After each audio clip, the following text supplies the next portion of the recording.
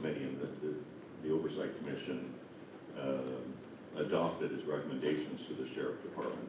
There are a few policies that are problematic or don't take full advantage of the Sheriff's Department's proposed policies that are problematic, or don't take full advantage of the benefits of body-worn cameras, both to the public and to the Sheriff's Department. So the long and short of it is, we had hoped to have something to you today.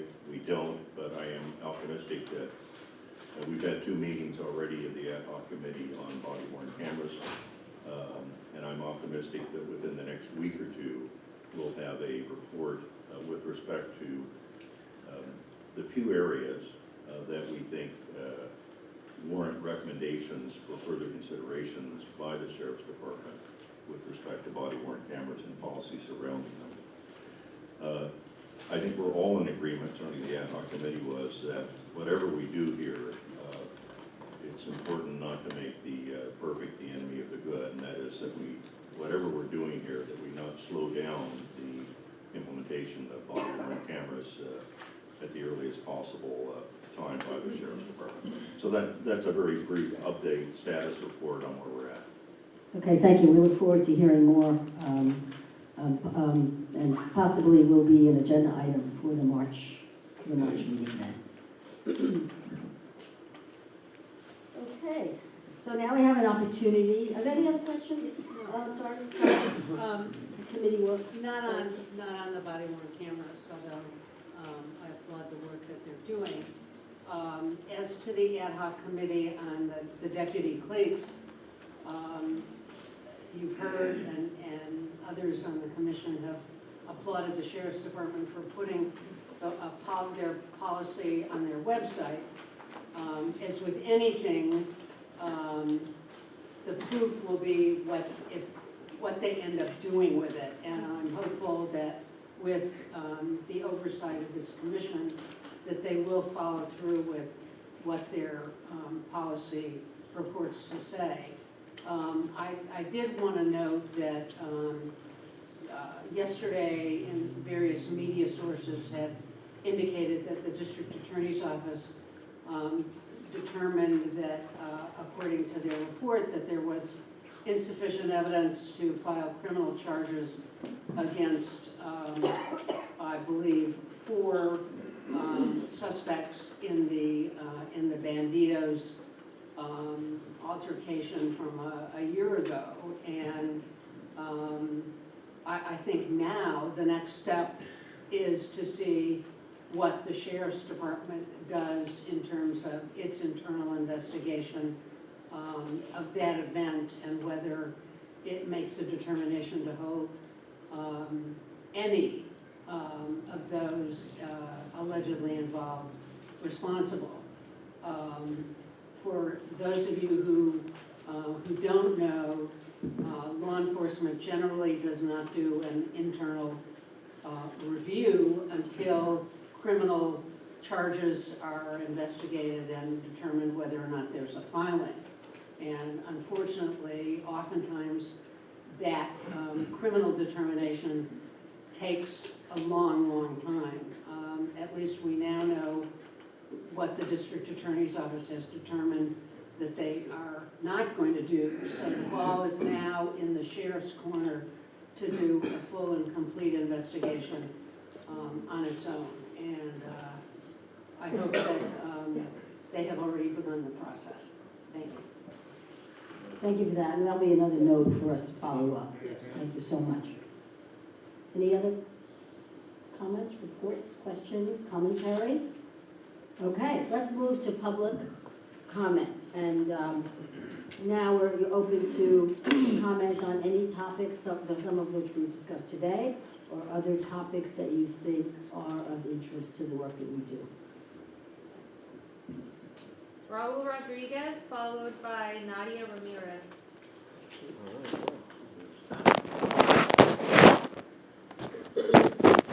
Good morning again. I think it's important that the job you're doing is very important, because you need to do your job of making sure that the sheriff does his job of representing the community and the fact that now you can use the subpoena power to get information, so you need to hold his feet to the fire. That's all I got to say. Thank you very much. Thank you. The following speakers signed up for item 3 and 4. Okay, we could have that all together. Nadia Ramirez.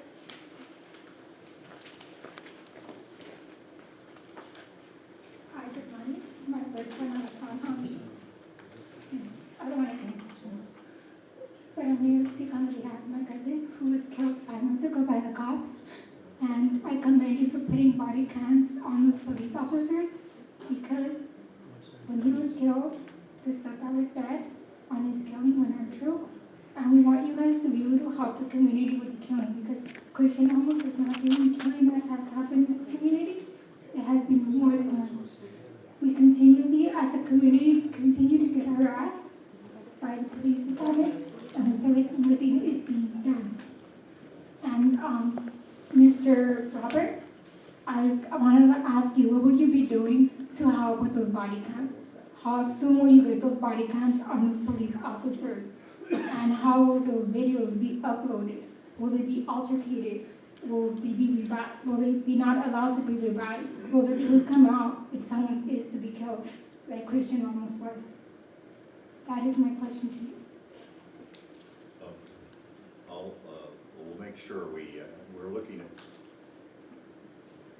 at those questions as part of the sheriff's policy, but it's the sheriff actually that makes the ultimate decisions on what policies will surround body-worn cameras. We can only recommend what he should do, and that's what we'll be doing. And perhaps that'll be on for the next next meeting, I'm not sure. Will they have to? My other question for you is, will these officers have to have these cameras on at all times, regardless of the situation that's going on? That's a good question.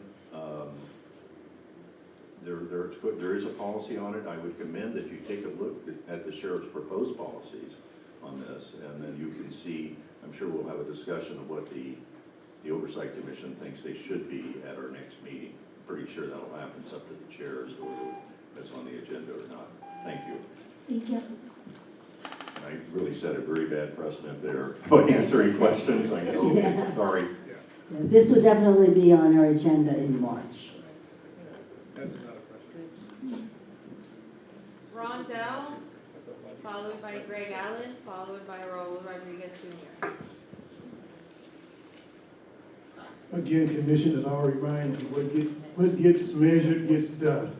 But in April 2000, the competent leadership in the city of Compton disbanded the Compton PD and replaced it with the LA County Sheriff without referendum.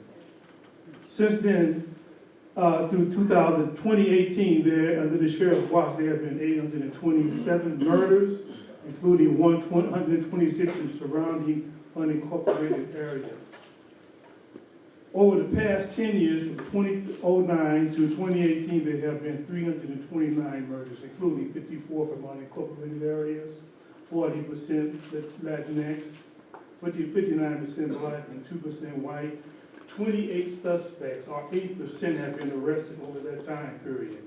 And since the sheriff is unable to take killers off the street, and the city has no plan other than to continue to deploy the sheriff, we propose a solution similar to the one leading to the arrest of the murderer of Victor McElhaney. That was in the LA Times article of the USC student that was arrested, that was killed, and the suspect subsequently arrested.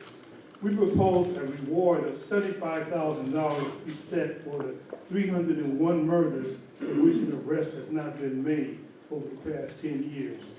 That cost of about $22 million might be possibly offset from the LAPD budget, and to some extent maybe even the city of Compton. It's a small price for justice. If we can afford to give rewards for the death or the demise of girls in the Mojave Desert, certainly we can share some consideration for the human deaths and the murders that have gone unsolved to this day. Thank you.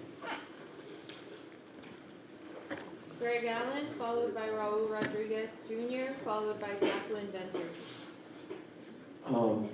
Good morning. everybody should be concerned about keeping Americans safe.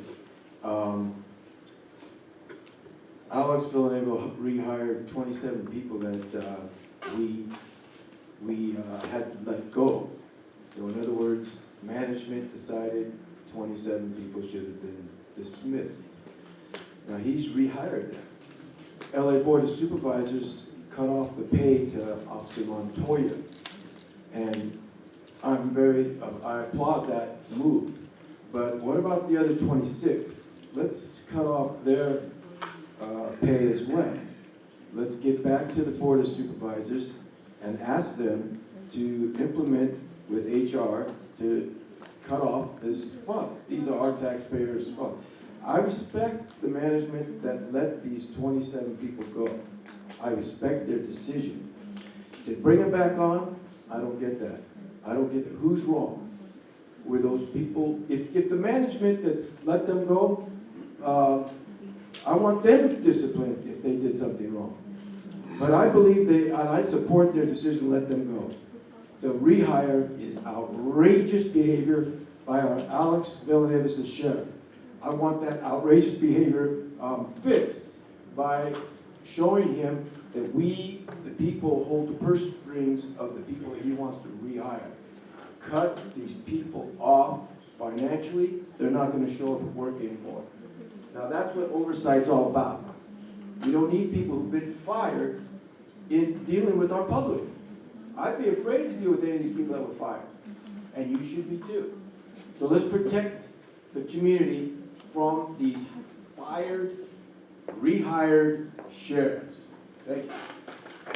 Raul Rodriguez Jr., followed by Jacqueline Venters, followed by Julie Diaz-Martinez. Okay, I would like to start by saying that we have a Constitution and we have a First Amendment right. And I'm appalled that this commission, and we have lawyers and we have judges in this commission, have taken my First Amendment right away. I saw that sign out there in September, we did the same thing. I used to bring my signs in 20 by 30, and for some reason, you decided that I couldn't do that any longer. So the point I'm making is that I have filed a complaint to the County Board of Supervisors who appointed each of you to this commission.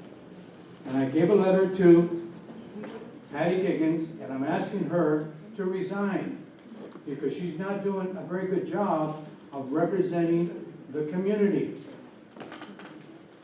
And also, you discriminate against me and other people who come to these meetings. So I'm asking you to resign, or they will probably ask you to resign. So you got a copy of the letter. And another thing I'm complaining about is the fact that we used to get 3 minutes to speak. Now you got it down to 2 minutes. What's next? 1 minute? That's another right we have. This commission shouldn't be doing that. We have rights.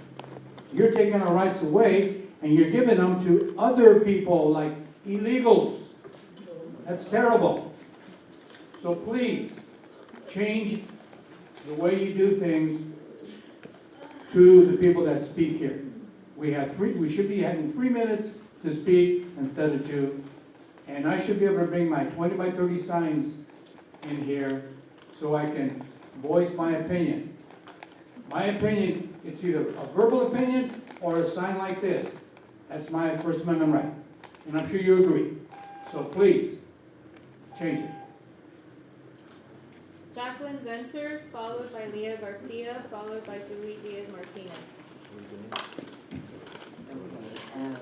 I just wanted you guys to know that I'm not biased against the sheriff department or any other law enforcement. I have law enforcement in my family. I have sergeants, lieutenants, and my pastor is a deputy sheriff. And they're guiding me on this journey, and this is why I'm still here, standing here, fighting after 9 years, because, the push. They know what happened that day. The gangs, our deputy gangs is real. My son went through a whole lot. He was mental, and all his mental rights were denied. He was forced to take a deal after the abuse that he received in the county jail. even the threat on his life. And after I was told that, I encouraged him to take the deal so we could remove him from the county jail. He didn't receive a visit for over a year, and that was after he got to Sacramento. And the sergeant was so nice to come out and asked me, what was going on. He went back there and he looked in his file. He said, ma'am, he had business like everybody else. I don't know who put this in his folder. So for a whole year, we wasn't able to see him, and that wasn't right either.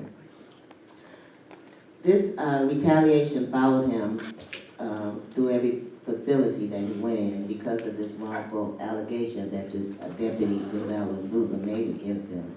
And I'm looking at the news and stuff that, some of these inmates commit suicide, which is really sad because of some of the trumped up charges that these deputies put on our loved ones.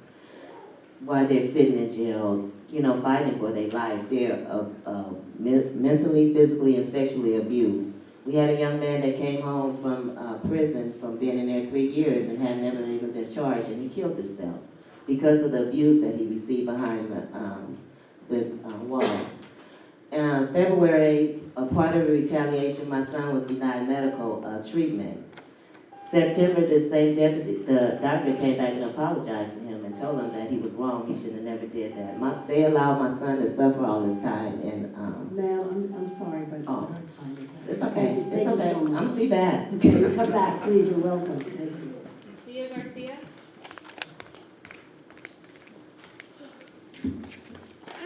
I'm Leah Garcia, Paul Reyes' mom. I was murdered June 27, 2019. I would like to report another incident of harassment by the East LA Sheriff's Department. I moved from the area around 3 weeks ago, and last week I got a call from one of the neighbors where Paul's memorial at, stating that the East LA sheriff went to her door knocking and asking her questions about me and my family. The last question that they did ask was, does she know where we live now? That really got me scared because if it was business of the sheriff's department, they know my contact info and they have my number as well. For them to go and ask a neighbor, I got really afraid. I find it intimidating. They're trying to intimidate me and that neighbor. She got really scared. She has nothing to do with me and my family. She's been a nervous wreck since then because she said they were really kind of demanding about it. And she kept on saying, no, I do not know where they live now. This is the kind of harassment me and my family do get on a daily. Not maybe just, asking about us, but the looks, when they look at us, it looks to kill. I do not feel safe, and I don't know where to turn to. If I go into the sheriff's department to write a complaint, I have before, I talked to the captain, Mejia, and it's just lies I get. Lies that they're not mad at me, he says. They're not mad at me. Why should they be mad at me in the first place? It's because he said that all that I have said in the media. They're not mad at me. I don't know where to turn next. Thank you. And if I could, address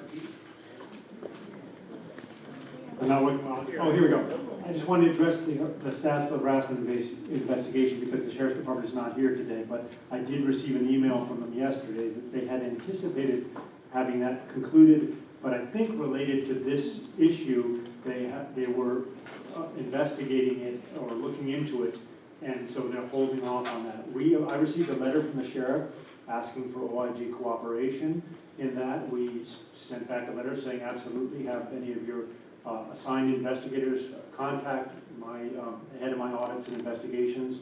We'd be happy to help them with outreach so that we can speak to people in a way that doesn't intimidate them and make sure that the Sheriff's Department isn't sending the wrong message if that's not their plan.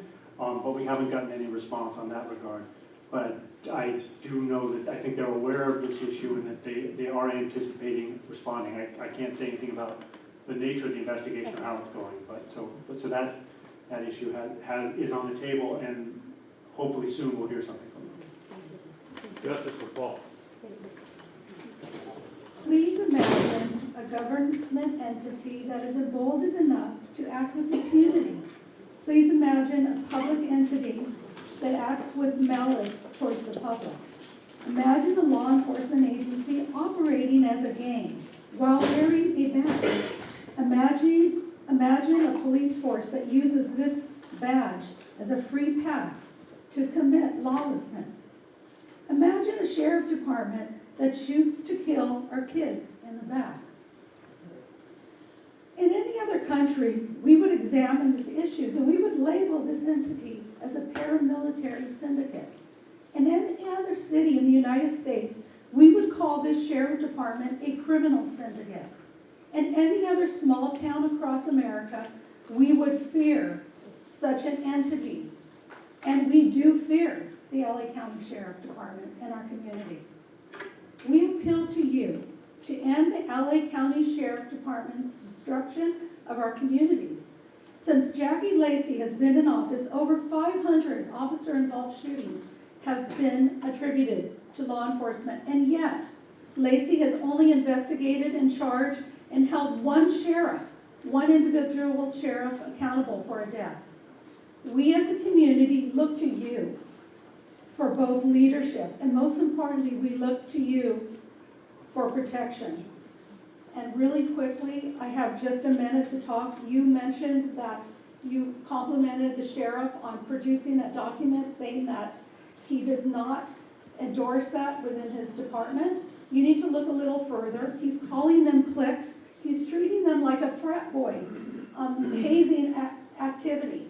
In addition to that, he has a policy, and it's a stated policy in writing, and I can share it with you, in which he claims that the sheriff department does not track any gang activity or clique members.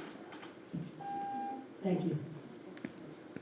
Luis Silva, followed by Johnny Torres, followed by Joshua Wafer.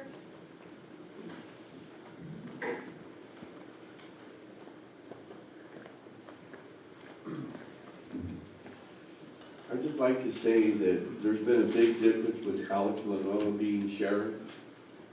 What I've seen in the past with Baca, we know where his new residence is nowadays, and McDonald. I tried to talk to him about the problems at East LA. I've gotten to know a lot of the deputies, and there's been some bad ones too, and I can say they're not there anymore. My opinion is he's done things to change things around. He's gotten rid of people. On the very first day, he got rid of people.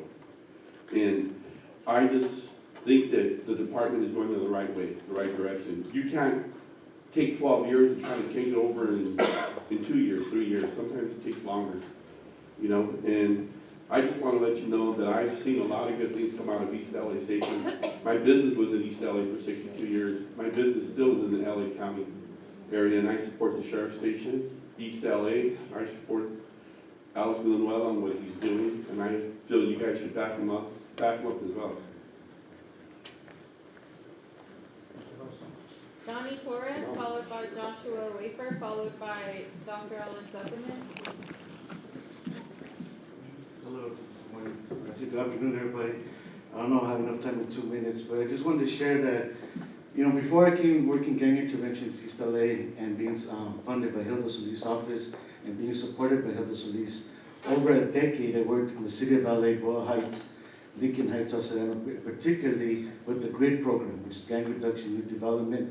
There was a strong relationship between intervention and LAPD, and unfortunately that is not occurring in East Los Angeles with the Sheriff's Department or even the City of Industry. We cover all of District 1 with a focus in East LA, and Hilda Solis, she can only force the relationship to a certain degree, but not like in the city with the mayor. So maybe hopefully you guys could help with that, because one of the main reasons that we want a relationship is because not just have that good line of communication with each other so we know what's going on both ends and what we offer, especially as intervention, but one of the big pieces is crisis response.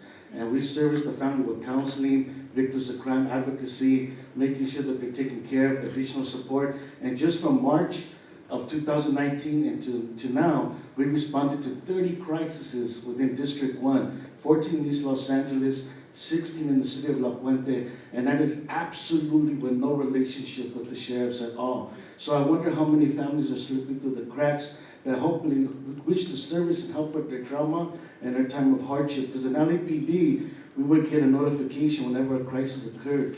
But in East Los Angeles or in District 1, that does not exist. And even with that in consideration, we still responded to 30 crises within District 1 within the 10-month span that I just mentioned. And out of those crises, 3 were officer-involved shootings that occurred in East Los Angeles and 1 in Montebello. Thankfully, nobody was fatally hurt in Montebello. And I'll close it with this. Even though the officer just spoke before me, said that Alex is doing a great job, he's still rocking the Ford Apache. Like I told you guys, I'm Apache. And to an Apache man celebrating a Holocaust, that is very offensive. Nitashi, shihinde. Gracias. Thank you. Would you, one second, would you mind, Sarah, no? Fine, fine. Just, would you mind leaving your card, or so maybe we can facilitate that intersection with the sheriff? Thank you so much. Joshua Wafer, followed by Dr. Alan Zuckerman, followed by Kane Arteaga. Hi, my name is Joshua Wafer. I came here today just to say, I don't know everything, but, I believe in accountability, just like I think everyone in this room does. I believe the sheriff should be held accountable. I believe county supervisors who appointed you all should be held accountable, just like you all should be held accountable, and myself. And I agree to disagree. It doesn't mean that I disagree with everything that a person is saying, but just in part, I may disagree. And I'm sure that there's a lot of people in this room that disagree with the sheriff or agree with the sheriff. But there was an election, a historic election, where there was an overwhelming amount of support, me included, that voted for the sheriff to do something in our community. And all those people aren't here today. So all I'm saying is that if you voted for someone, or if the people voted for someone, and the people said, yes, this is who we want to represent us in our community and do their job, then allow that person to do it. Period. Because I think if Sheriff McDonald was here, we wouldn't be having these conversations. So all I'm saying is that if you all are here appointed to be the voice of everyone in this room and everyone in our community and the county, we can have differences. Let's discuss those to find some common ground. Thank you. Dr. Alan Zuckerman, followed by Kane Arteaga.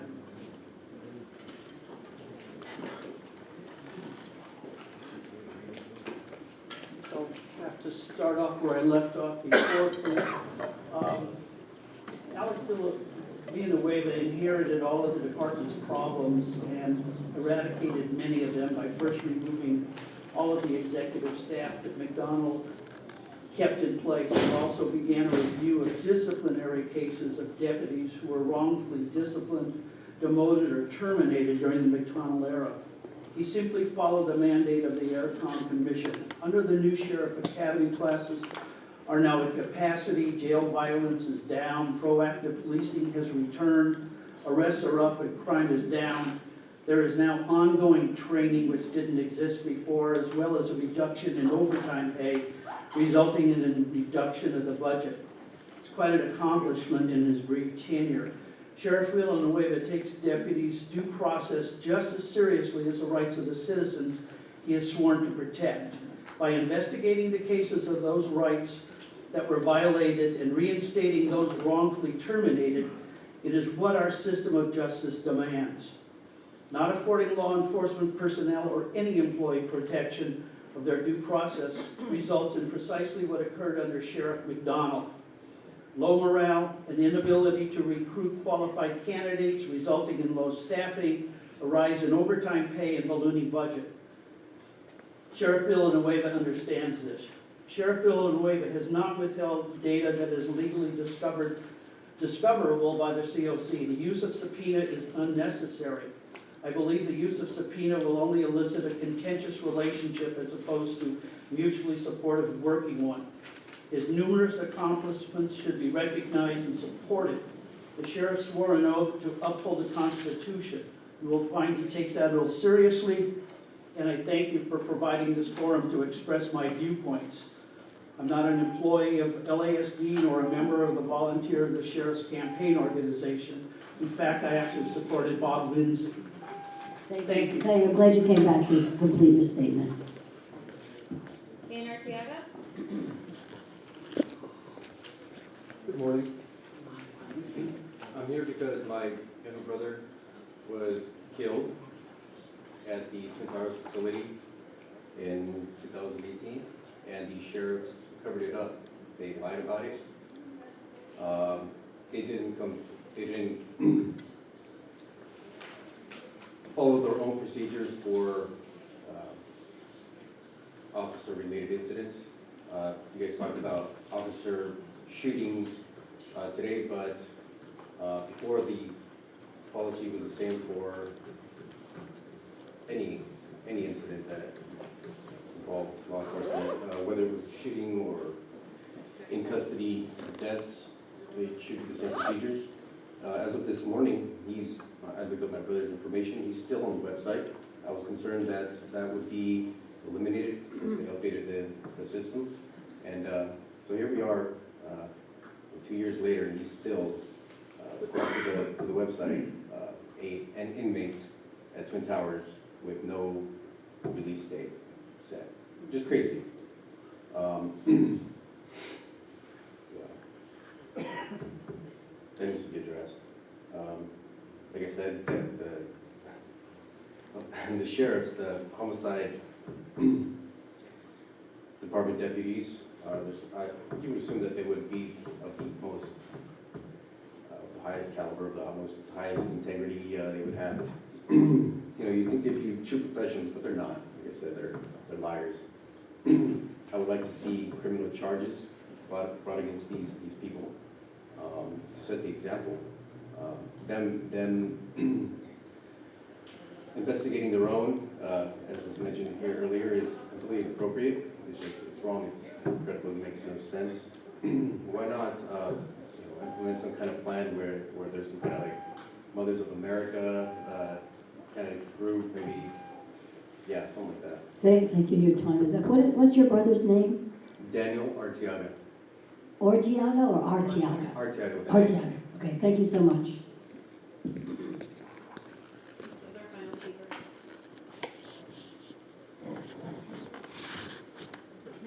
Okay, thank you, everyone.